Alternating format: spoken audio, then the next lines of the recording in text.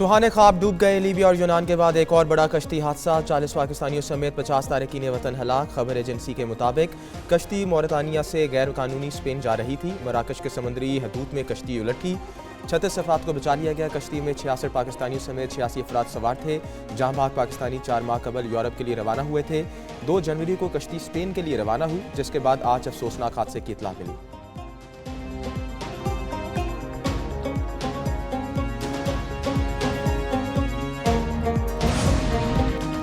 मराकश कश्ती हादसे में जाँ बहक होने वाले पाकिस्तानियों का ताल्लुक पंजाब के मुख्तलिफ अजला से था। 15 नौजवान गुजरात, 10 सियालकोट और 12 गुजरांवाला के रिहायशी थे। गुजरात लवाहिकी ने अपने प्यारों की मौत का जिम्मेदार इंसानी स्मगलरों को करार दे दिया। कहा, इंसानी स्मगलर्स बीच समंदर कश्ती रोककर मजीद रकम का तकाजा करते रहे। हादसे का शिकार कश्ती 2 जनवरी को मौरितानिया से रवाना हुई थी।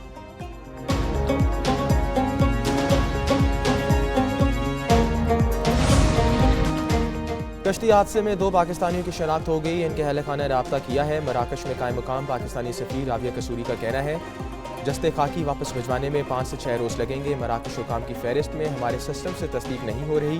दूसरी जानिब तर्जमान दफ्तर खारजा ने कहा कि रबात में पाकिस्तानी सफारत खाने ने कश्ती हादसे के मुतल्लिक आगाह किया। मौरितानिया से रवाना होने वाली कश्ती मराकश के बंदरगाह दखला के करीब हादसे का शिकार हुई।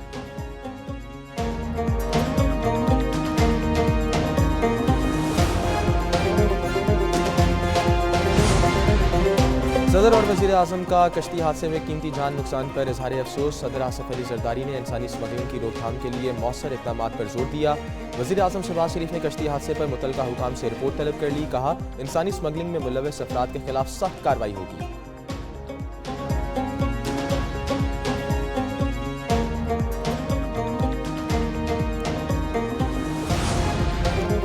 यूनान कश्ती हादसे का गम अभी भूला नहीं था, एक और सानिया हो गया। माओं के लगते जगर कब तक मौत के मुंह में जाते रहेंगे। सुनहरे मुस्तकबिल की तलाश में नौजवान कब तक समुंदर की आगोश में सोते रहेंगे। गैर कानूनी तौर पर सरहदें पार करने वालों का लगाम कौन डालेगा। इंसानी स्मगलरों को कौन सजा देगा, शहरियों का सवाल।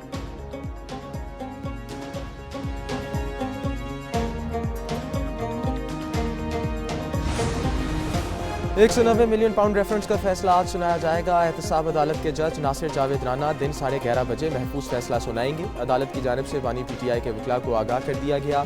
इससे कबल फैसला सुनाने की तारीख में 3 मरतबा मौखर हुई।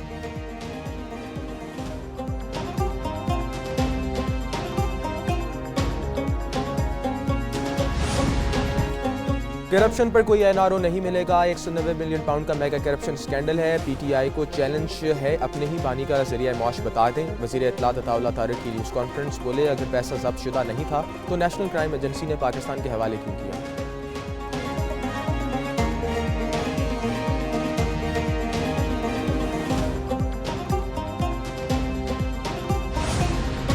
चेयरमैन PTI से आर्मी चीफ की मुलाकात, सियासत पर गुफ्तगू का दावा। बैरिस्टर गौहर कहते हैं, इनकी और अली अमीन गंडापुर की आर्मी चीफ से मुलाकात हुई। मुलाकात पेशावर में हुई, अपना सारा मामला आर्मी चीफ के सामने रख दिया।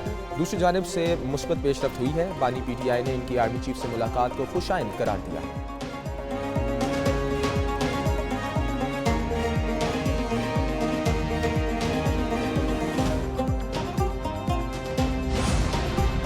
सियासी बातें, सियासतदानों से आर्मी चीफ से सिर्फ सिक्योरिटी पर बात होगी। बैरिस्टर गौहर और अली अमीन गंडापुर की आर्मी चीफ से बातचीत का अहवाल सामने आ गया।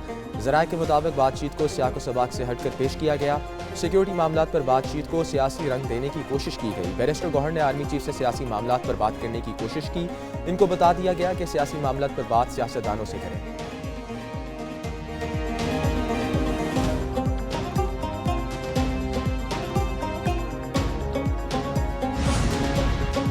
हुकूमत और अपोजिशन में मुज़ाकरात का तीसरा दौर। PTI की तहरीरी मुतालबात पेश। चीफ जस्टिस या सुप्रीम कोर्ट के 3 जजेस पर मुश्तमिल 2 कमीशन बनाने का मुतालबा। कमीशन अरकान की तैनाती बाहमी रजामंदी से 7 दिन में की जाए। दूसरा कमीशन 24 से 27 नवंबर के वाक़यात की तहकीकात करे। हुकूमत तमाम सियासी कैदियों की रिहाई के अहकाम जारी करे।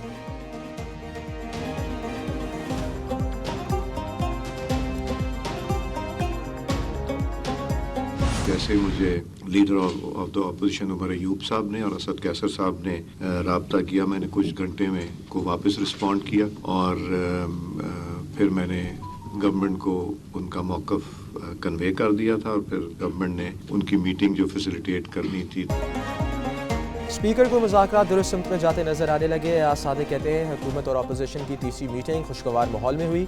मिसाक मईशत और दहशतगर्दी के मामले पर भी कौम को मुत्तहद होना चाहिए। अपोजिशन के मुतालबे पर बानी चेयरमैन से मुलाकात करा दी। इरफान सदीकी ने कहा बानी PTI से मुलाकात का तायद की। आइंदा इजलास की तारीख का ऐलान स्पीकर करेंगे।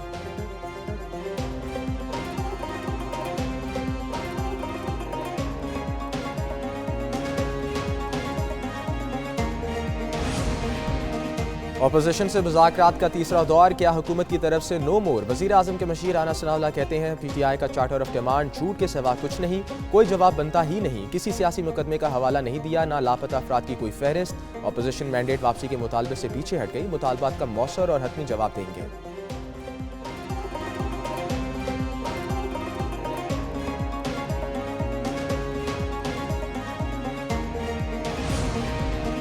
मालूम था हुकूमत ने मुज़ाकरात से भागना है।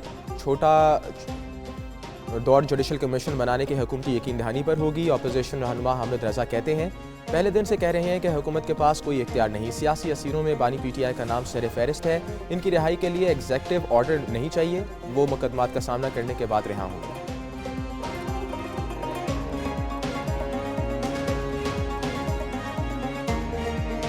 आजकल घेराव जलाओ इंतशार का ज़माना नहीं है। इंतशार और घेराव जलाओ में हम बहुत पीछे रह गए हैं।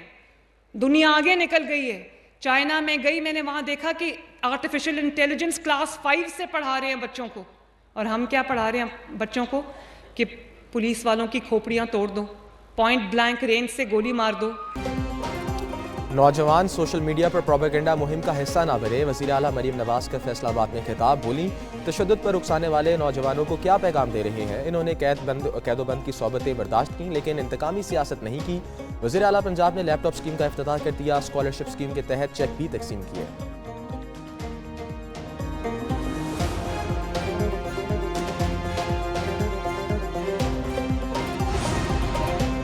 सीनियर सूबाई वजीर शर्जील इनाम मेमन से गैर मुल्की बस मैन्युफैक्चरिंग कंपनी के हुकाम की मुलाकात। चीनी कंपनी की अपनी तैयार करदा जदीद तरीन बसों की रेंज के बारे में ब्रीफिंग। शर्जील मेमन का कराची में डबल डेकर बसें मुतारिफ करवाने के लिए दिलचस्पी का इजहार। कहा बस कंपनी की जानब से तैयार की जाने वाली बसों का मयार हौसला अफजा है। हुकूमत सिंध सरमायाकारों का तायन फराहम कर रही है।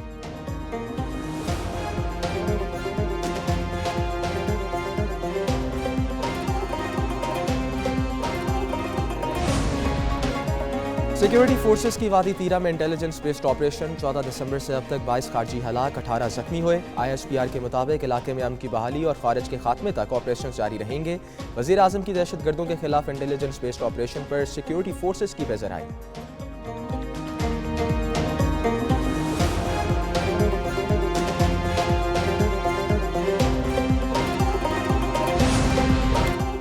पंजाब में कारोबारी सरगर्मियों के फ़रोग के लिए हुकूमत का बड़ा इकदाम। CM पंजाब आसान कारोबार फाइनेंस और आसान कारोबार कार्ड स्कीमों का इजरा। वज़ीर आला मरीम नवाज ने दोनों स्कीमों का इफ्तिताह किया। आसान कारोबार फाइनेंस स्कीम के तहत 3 करोड़ रुपए तक बिला सूद कर्जे मिलेंगे। आसान कारोबार कार्ड के जरिए 10 लाख रुपए तक कर्जे दिए जाएंगे।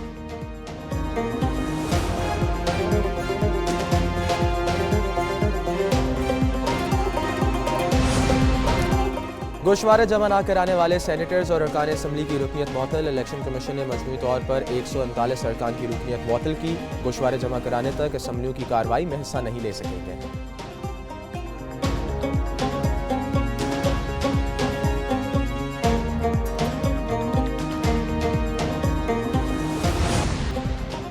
गजा में जंगबंदी। जमात इस्लामी का आज यौम तशक्कुर मनाने का ऐलान। हाफिज नईमुर रहमान कहते हैं गजा के शहदा को सलाम पेश करते हैं। 1,10,000 फ़लस्तीनी जख्मी भी हुए।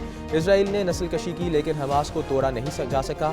इसराइल को तस्लीम करने के लिए अब ट्रंप की तरफ से पाकिस्तान पर दबाव डाला जाएगा। हुकूमत को मुतनब्बा करते हैं कि इसराइल को तस्लीम करने के मुतालिक सोचा भी ना जाए।